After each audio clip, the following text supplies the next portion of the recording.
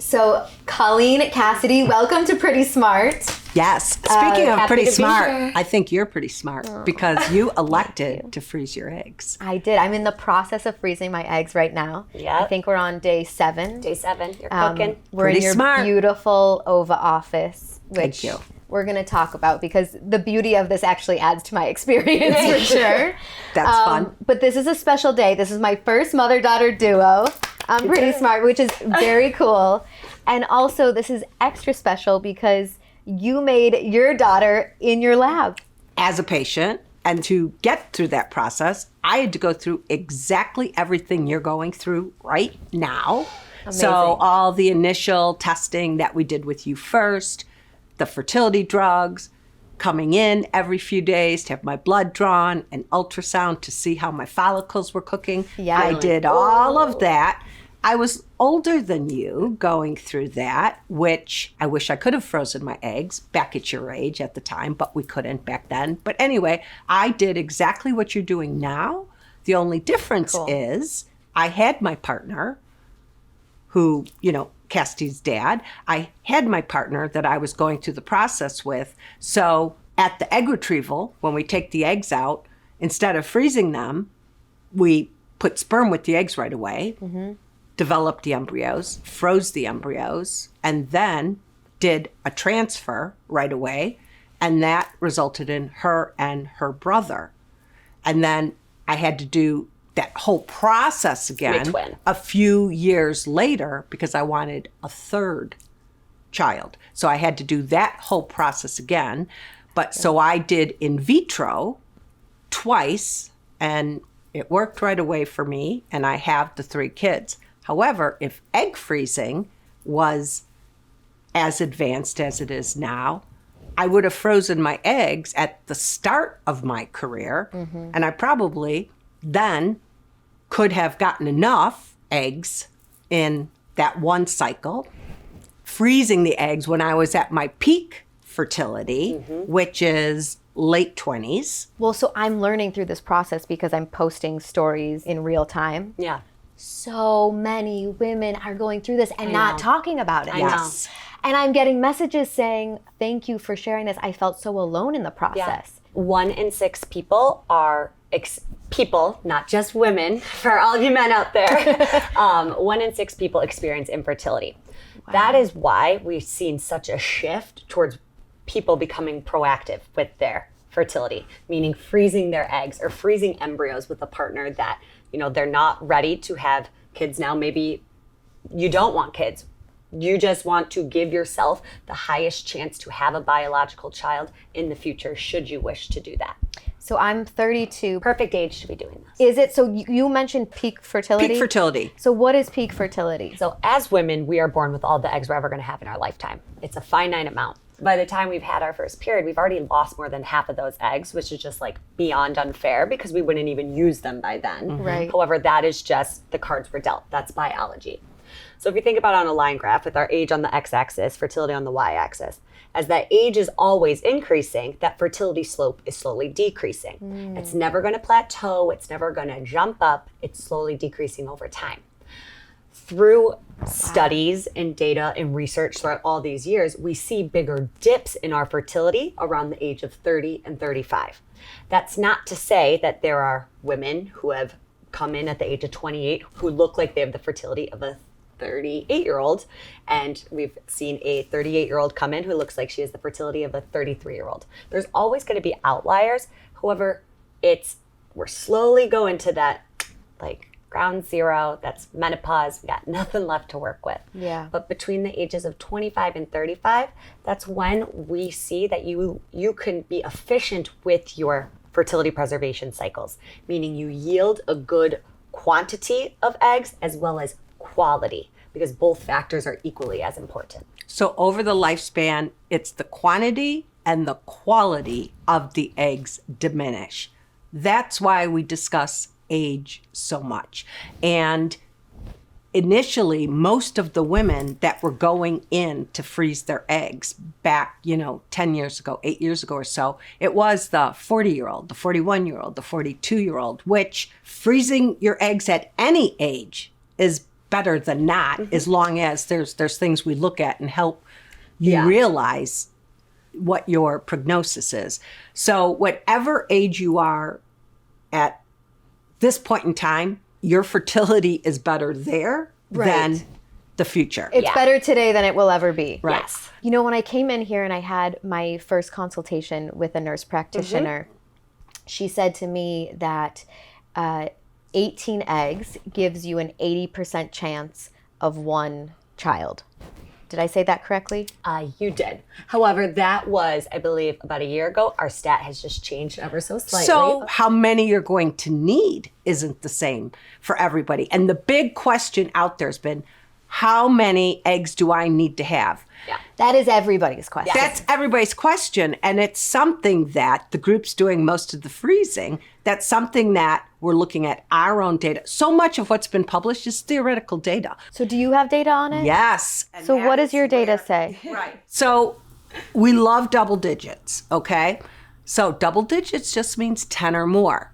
The number one thing to look at is the age of the patient and those initial tests we do. So genetics play a role? Genetics plays a big role. Okay. There's a lot of factors that play a role, but some 30-year-olds are much closer to facing menopause than other 30-year-olds. Why we emphasize age? Because the younger you are when you do this, you're going to have a higher chance that you're going to stimulate higher, that you can probably only get by with just doing it one time and Oh, get interesting. more to work with. Because so when you defrost the eggs, that's when you determine if they're viable or not.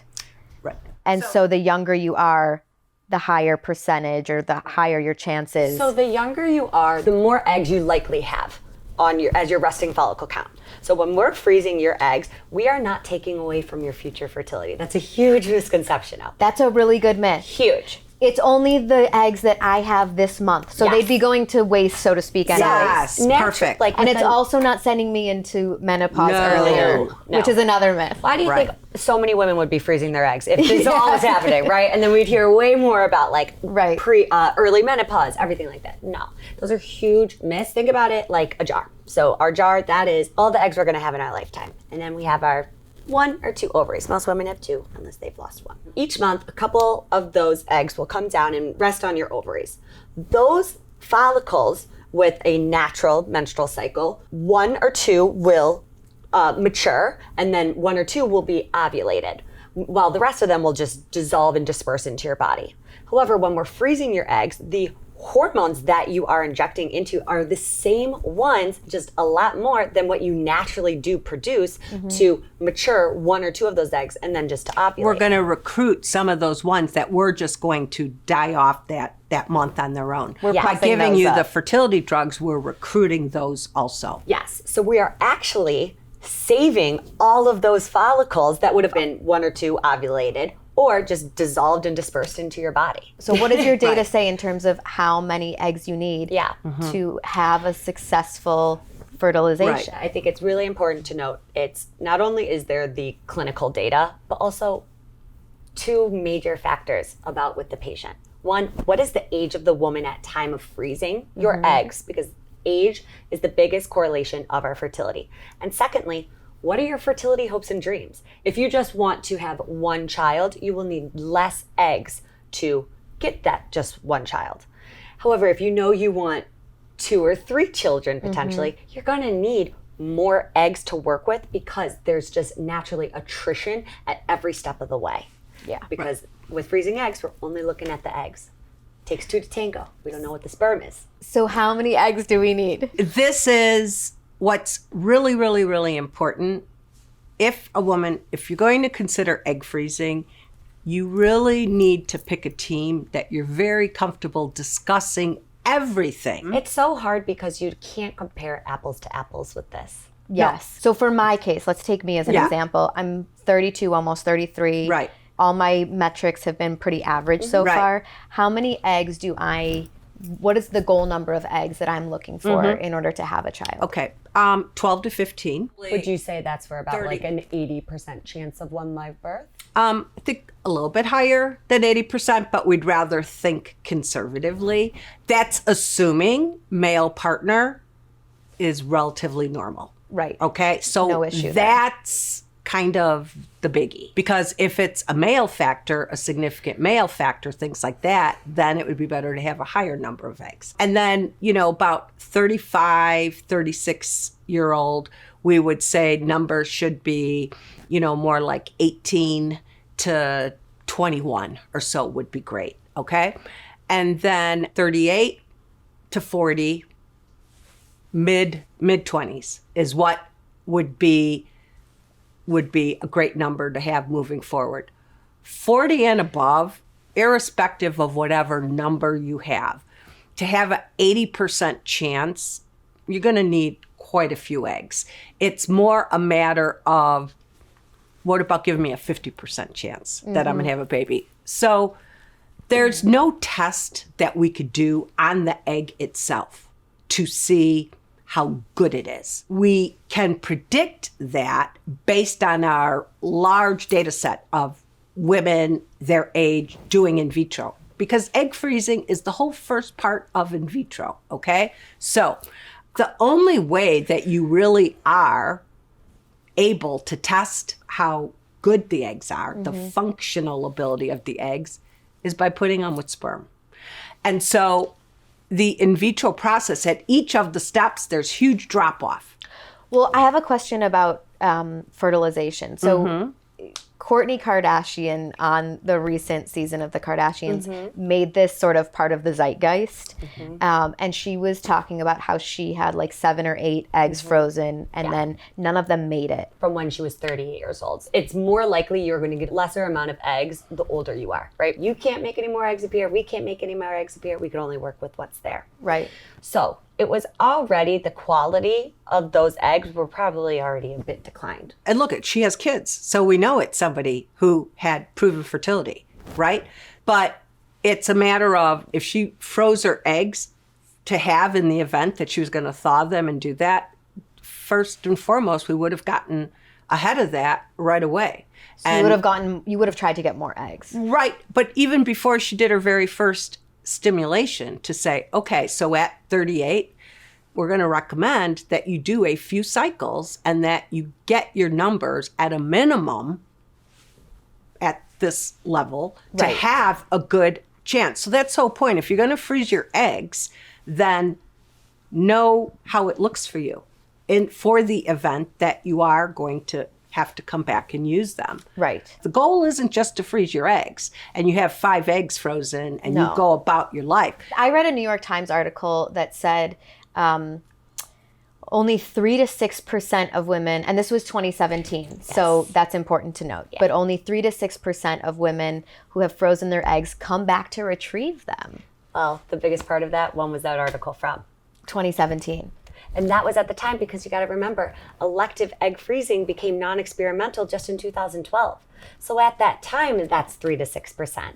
And the ones freezing their eggs around that time, they were the go-getters, the ones that everyone thought, oh, like, she prioritized her career. She's never going to find a man, so she's freezing her eggs as like a last-ditch effort. The conversations have shifted so much, because it's not just, we know for a fact it's not just women like that. We are doing it whether you have a partner or not. And for so many reasons, they're freezing their eggs. Okay. And because, again, of just the society that we're in, and we're having babies later, it's increasingly harder to get pregnant naturally. So that's where the assisted intervention could help come into play. And the other things that aren't really talked about that much is that, because certainly we know women get pregnant at advanced stages, but miscarriage rates go higher. Right. Miscarriage rates increase. Abnormalities increase. But you weren't ready to start your family when you were in that other peak range. It's about freezing your fertility at as young an age as possible. The limiting factor with reproductive health is the age of your eggs.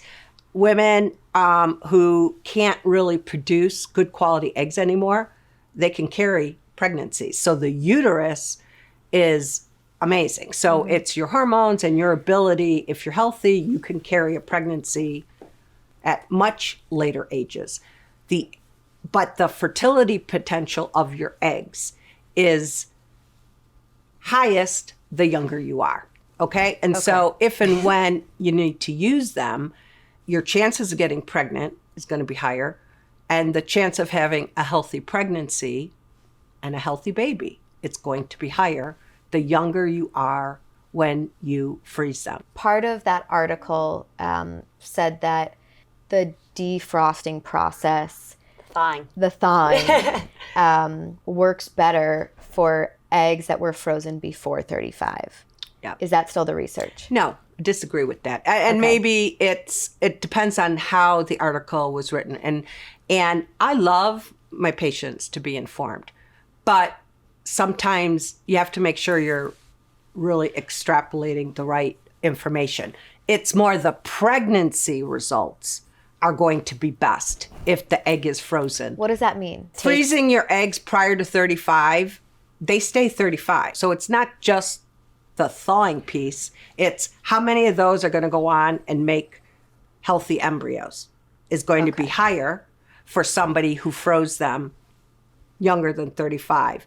However, 36, 37, 38, if that's the age you are when you're first hearing about it and considering it, freeze your eggs. Right. We're just talking about totally optimizing your chances.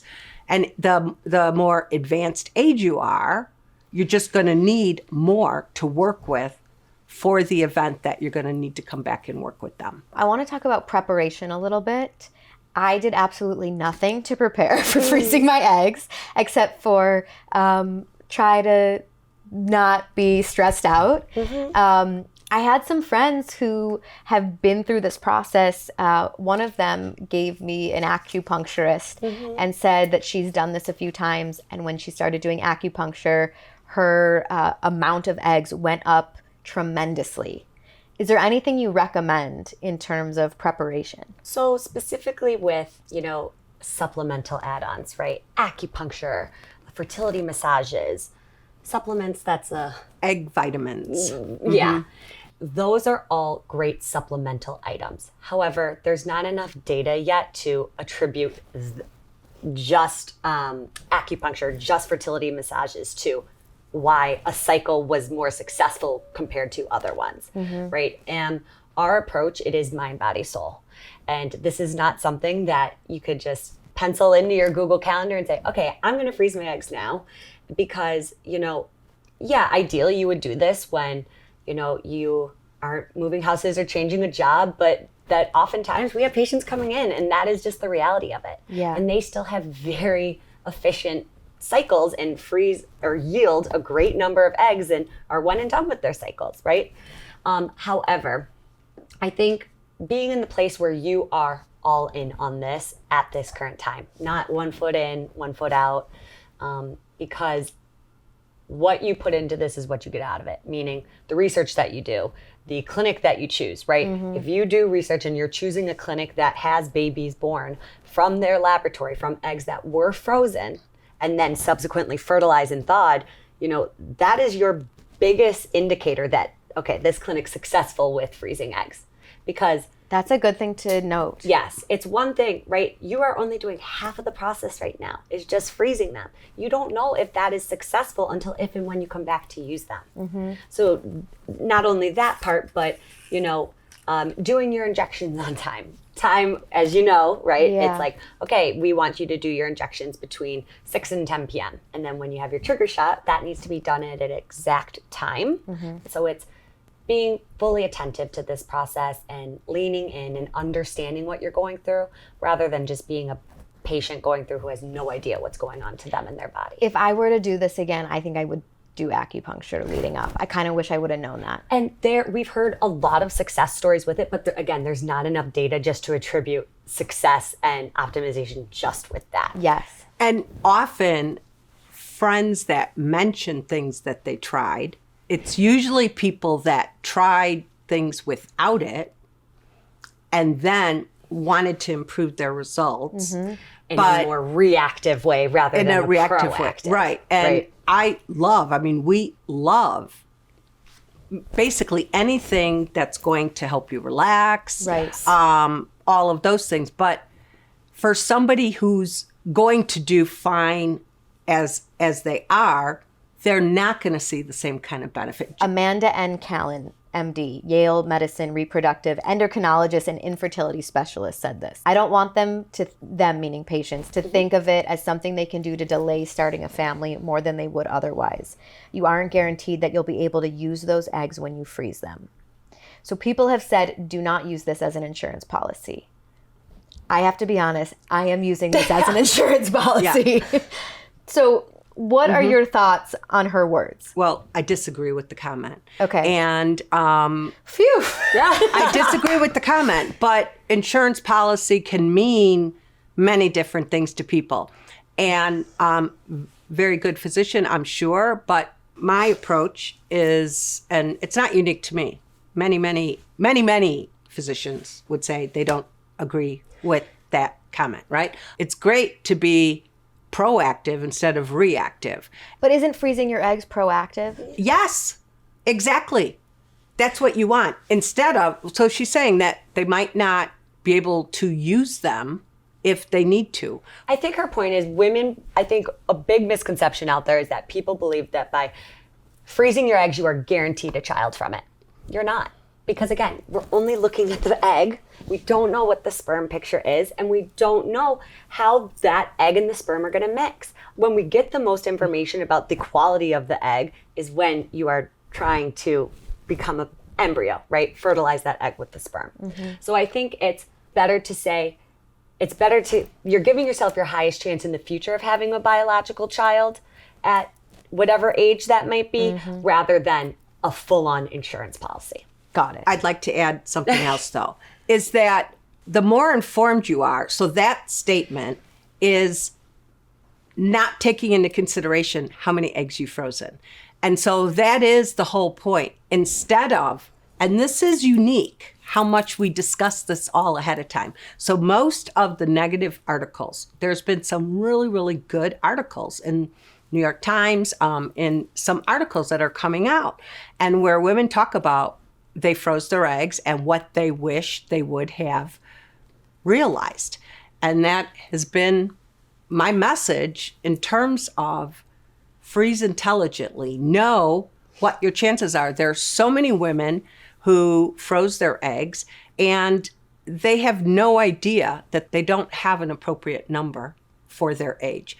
That's not part of the typical conversation. Mean they can't have a child from that. An insurance policy, it is increasing your chances Right. that you can be part of your decision instead of Mother Nature. So many physicians and people not doing it, they think women are freezing their eggs, because they just haven't found their partner yet. And, oh my God, I'm going to need these for baby number one. And I'm always saying, why is everybody assuming that that's where these eggs are going to be the most beneficial? And I've always thought that when we get out here and more articles get written about it, about women who have come back and used their eggs, it's talking about many of this, when they use them, how many they thought at one time, all of those things. Well, when I spoke to my OBGYN in LA, who actually prompted me to even think about this, I'm grateful to him for that. That's amazing.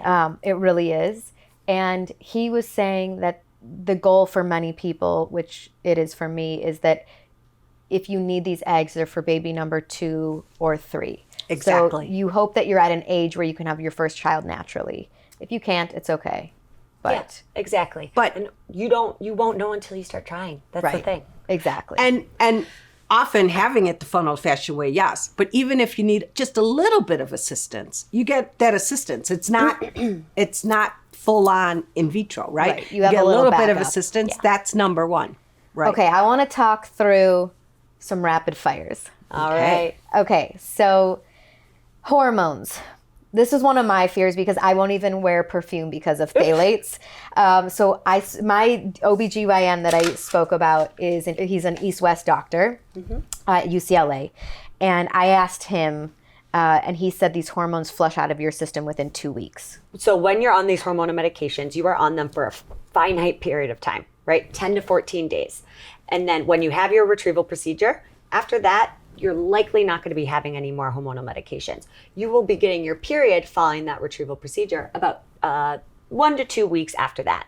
By the time you get that period post-retrieval procedure, that is an indication that your hormone levels are back to their natural baseline of, because stimulation medications, it's the same hormones that your body has. We are just increasing them because instead of just maturing 1 or 2 of those follicles, we're hoping to mature all of them.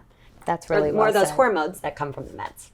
How many eggs can you retrieve at one time? However many your body has. Remember, you can't make any more eggs appear. We can't make any more eggs appear. We could only work with what's there. But that's why it's more so, how many cycles do you think is recommended for me to get that goal number of eggs frozen? Right. And that's why the younger you start the process, your ovaries are going to be much more responsive and recruit a whole lot more You'll be able to at yield that a one higher cycle Yeah. compared to what your ovaries would do 10 years later. How long can the eggs be stored? Great question. That's more of a legal and financial issue, but they can be stored indefinitely. as long as they're maintained. Yes, properly. right. And that's something, programs are very, very different in terms of how they store the eggs and who takes care of the eggs. But that's something that is as important as what you need to do. You work really hard to freeze create these eggs. them. Right. And so at OVA, within our lab, we have the very same embryologists that help find those eggs for you. We maintain them on site with a whole lot of monitoring equipment and redundancies built in to keep them safe. But as long as they are maintained properly, it's indefinite. People who freeze embryos, then they could be stored indefinitely. However, As well. if and when those embryos are going to be used, both parties who created the embryos have to be in agreement to what gets done with those embryos. That's also a legal issue. which The is big an Sofia Vergara case, right? They Right. went through the divorce and who was going to get the ownership of the embryos. And that is a big reason why, not just to create embryos for fertility preservation purposes for later, because things happen and who knows if you're still going to be with that person. So by freezing eggs, you get the autonomy because that is just your cell. But people will say, and I don't know if this is right, but what I've heard from people is they want to freeze embryos because the success level is higher. It's or a success rate. huge misconception It that is? I'm going to explain why. It is true, embryos are much easier to freeze. There's less variation between IVF programs and being able to freeze embryos well. Right. Okay? However, and the reason that is because they're balanced out. They have all their chromosomes from the sperm and the egg. So they are much easier to freeze. Yeah. So the egg is very fragile because only half of the chromosomes are there. However, the techniques work really, really well if the program does a lot of freezing. We can have eggs. the exact same chance for pregnancy. The big difference is by going through and making your embryos first, you know how many embryos you have to work with later. You're closer to your outcome with embryos because it's already made it past all those hurdles, right?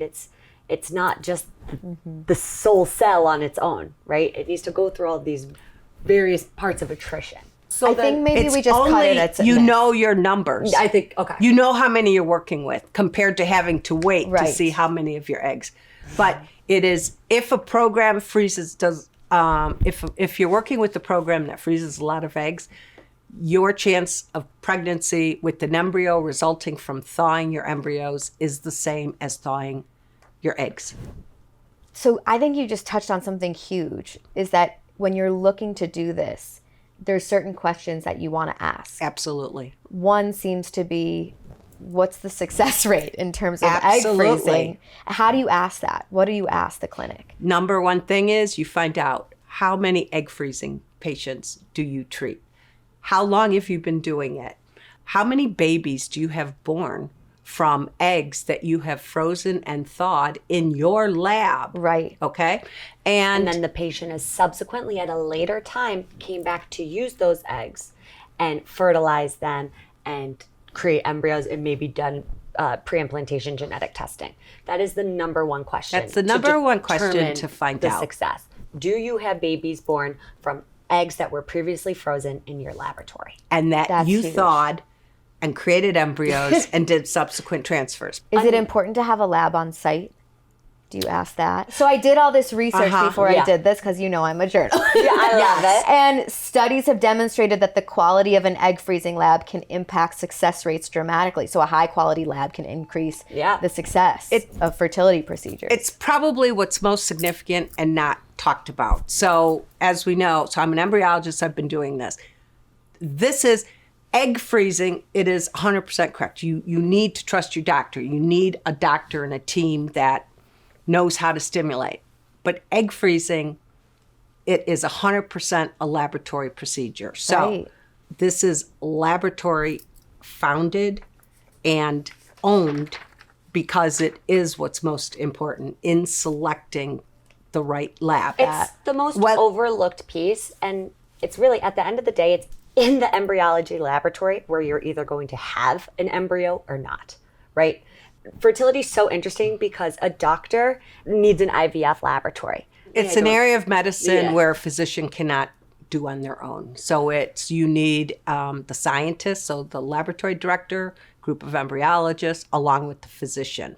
And so, both are such important And so pieces whether the of your care. laboratory is on site or the doctor needs to go to a very well-established laboratory. They may own that and have it right on site, or they might collaborate with a laboratory. So it's the type of thing that is in vitro is done many places. Egg freezing, it is a true specialty. And that was my main mission for doing this. I'm not trying to convince women to freeze their eggs, because if they understand it, it's a no-brainer. And if it's like, just like you do pap smears and you do mammograms and you do all these things, it's something that is very, very powerful to keep your options open. However, if you are going to freeze them, it requires much more homework and understanding of how you pick your program. And not to say that OVA is the only place, because there's so many good programs across the country. But I don't know if there's so many. no, there are. I think there's a few. No, there Sounds like. No, there are, but the number one reason why, when things haven't worked, that most of the women say, I had no idea that I should have frozen more eggs, or I just wasn't prepared for what to expect. If and when I come back, I would have made my decisions differently. And so many women are walking around thinking, they check the box. Yes, I froze my eggs. I did.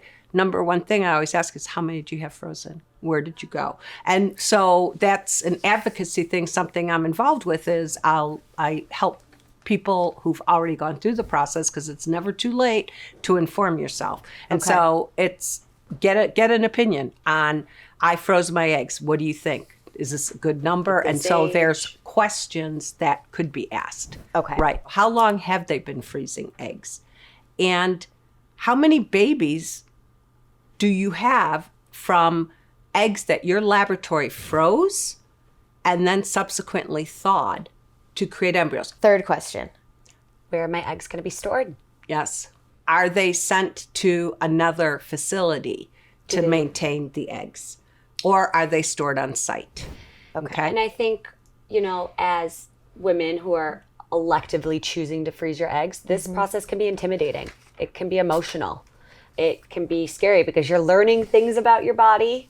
You want to feel comfortable and confident with the clinic that you're proceeding with in all realms, clinically, lab-wise, and also support-wise from the team as well. So with some of the new laws controlling women's bodies in certain states, does that affect egg freezing at all? Egg freezing less than embryo freezing, of course, but you never know where things go. But certainly egg freezing is one that will not have as many problems as embryo freezing. And we constantly have a lot of patients calling us from trigger states Right. where they have embryos. You know, It was really shocking when, with the overturning of Roe v. Wade, the unbelievable happened, right? We don't know what this means for so much. However, I think an important thing to note is, what are the trigger states? And if you have frozen tissue in any of them, considering that as well. And after that decision was made, we got so many phone calls about people wanting to transport frozen tissue from other states because we don't know what it means To yet. your lab? right. Oh, wow. Specifically because we're in a very friendly state such as Illinois is, yes. Right. And But things who- can always change. Exactly. And that is a big part of it's like when you pick your program you're going to work with, that your program should be very actively involved with keeping you educated, right? With wherever you are in the process. And that was a big, big goal. But And- with egg freezing specifically, and I'm sorry to cut you off, it's this is just your cell. It is not an embryo. So for it to trickle all the way down to just eggs, it would have a lot to go through prior to Right. getting there. Yeah. But if Thank it you. does, we'll be notifying people. Yes. How can people get in touch with OVA if they're interested in learning more? Yeah. You could give us a call at our office. We love, if you just want to become more educated, right? Obviously, we would love to treat every patient because we can control the care that you have, right? However, it's just becoming informed, learning about your body, and seeing learning you're what to capable. ask for, what to Yeah. look into if you are considering it. Don't just shop around based on cost. Yes. Know what the prices are, what the costs are, but you need to ask. And ironically, some of the program that have the highest results aren't the highest price because that's the point. We want so many more women to do it. So don't think cost is a measure of success rates. That's but huge. Yeah, it's huge. That's good to know that. Yeah. Oh yeah, it's something we get right in front of right away Yes. with people. And, right. Anytime, you could check us out on our website, ovaeggfreezing.com. Although our name is Egg Freezing and we specialize in fertility preservation, we offer full IVF services. That's really important to note. And, give us a call. You could DM us on Instagram and we're really just trying to help raise awareness about what us as women can do with our bodies and take control over. This is like a random question, but Yeah. I had some friends who have come here who have been able to pay a lot less because they were able to supplement with some insurance. Mm-hmm. Is Yeah. that only in It's Illinois? No, it's state specific. Okay. And, when I first started OVA, no insurance was covering it. And so 100% self-pay. that has been huge and love it. And so many employers are bringing on certain plans where they Fertility are helping benefits. fertility benefits, which is great. So continue About to damn talk time. to your HR. It's amazing. I mean, Right. with insurance, it's fully affordable. Absolutely. It's However, Absolutely. insurance still deems an elective procedure, although Yeah. it's preventative, but that's another But conversation. in some But- states, and Illinois, fortunately, is one of them, they do cover elective egg freezing. There's some exclusions. They might not pay a certain portion of it, but it makes the difference for sure It makes for a huge a lot difference. of people. Yeah. So, some pretty smart questions. Okay. What is a book you've read that changed your life? Something you think everybody should read? okay, well, I would love everybody to read this, but I don't know if they will. Really significant. It's called How They Do It. It was so fascinating. And I read that, end of grade school, going into high school, and I knew I was going to specialize in reproduction. And I still have that book. I'm sure people could find it, but it's an old book. But it is really, really significant to me. So, and what's the smartest decision you've ever made? Smartest decision I've ever made was, as cliche as it sounds, coming and working in this field. And it honestly has taught me so many things just about us as women in general and what we can do and what we are capable of doing and how amazing our bodies are and that we can have it all. We can have our careers. We can, have our families too, but if that's what we want. And we can be single mothers on our own too. One of my favorite things to tell people, or women, is that us as women, we don't need a man to get pregnant. We just need sperm. A man, they need a woman to have a baby. So I love that. And just reminding people of that too. Smartest decision you've Smartest ever made. decision. Well, of course, you know, like many of my patients, I didn't even know if I wanted to be a mother, right? I'm not, you know, I grew up liking to breed things and watching that and have all of those babies. I didn't have this thing that I had to be a mother, but which kind of freaks me out because as a mother, I love it. And it's been the most rewarding thing. And I couldn't imagine not being a mother. So that's the smartest, but really, truly, I think the smartest decision was the decision to own my laboratory. This was 2001, and do the things that I'm really, really proud of. Buying your lab was huge. Huge.